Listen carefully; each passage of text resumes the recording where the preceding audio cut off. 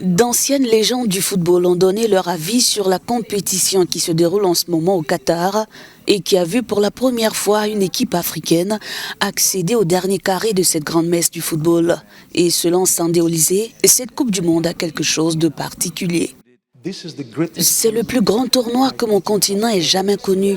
Non seulement parce que nous voyons pour la première fois une nation africaine et arabe en demi-finale, mais parce que chaque équipe africaine qui est arrivée ici a gagné au moins un match.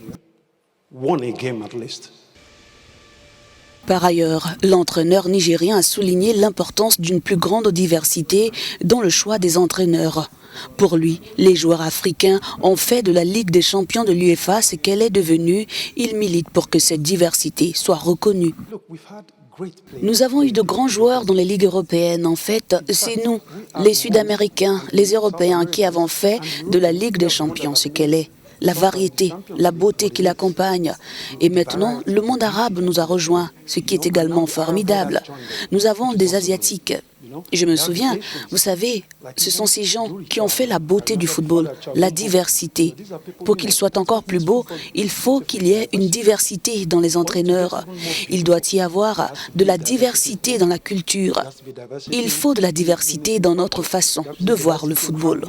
Pour la première fois dans l'histoire de la Coupe du Monde, les 5 équipes qualifiées pour cette Coupe du Monde étaient entraînées par des sélectionneurs africains. Du Sénégal à la Tunisie, en passant par le Cameroun et le Ghana, ou encore le Maroc, qui est encore en lice pour une place en finale.